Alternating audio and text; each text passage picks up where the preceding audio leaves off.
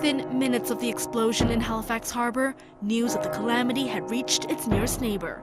In Truro, newsboys posted bulletins in the front window of the Truro Daily News. The Truro fire bell tolled 10 times, a signal of a major catastrophe underway. And then the town gathered resources for a relief mission to Halifax. The mayor of Truro was a doctor at the time, William Dunbar. So he organized 8 doctors from the town and the county area within that short space of time, and a group of nurses and about 100 firemen under the control of J.B. Stewart, who was the fire marshal at that time, fire chief. Author Janet Maybe's research uncovered Truro's pivotal role in rescuing Halifax. In the hours after the disaster, Truro became the hub of rescue efforts. It also became the first place of refuge for the injured. We had 250 injured people brought up by train by 3:30 that afternoon to a town that had no hospital. And it was the women of Truro who, in that short period of time from the time they got the warning, managed to put together 3 contingency hospitals, completely stocked with beds and bedding and bandages, and they were ready to receive those people coming in from the edge of Richmond.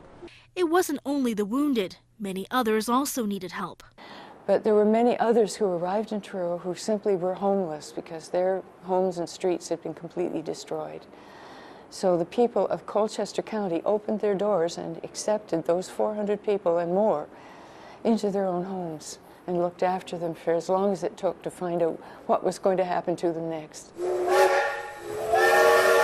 Truro wasn't alone in helping Halifax. Within hours, trains had arrived from Liverpool, New Glasgow, Sydney, and from as far away as St. John and Moncton in New Brunswick.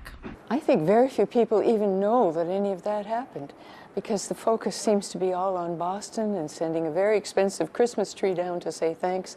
And of course, Boston did make great contributions, but it was mostly after the fact, in the restoration and recovery period, that their help became invaluable.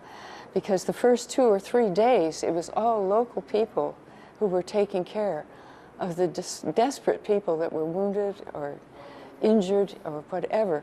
It's a part of history that's been lost over the years, but one Janet Maybe hopes will be revived on this centennial anniversary. Rebecca Lau, Global News, Halifax.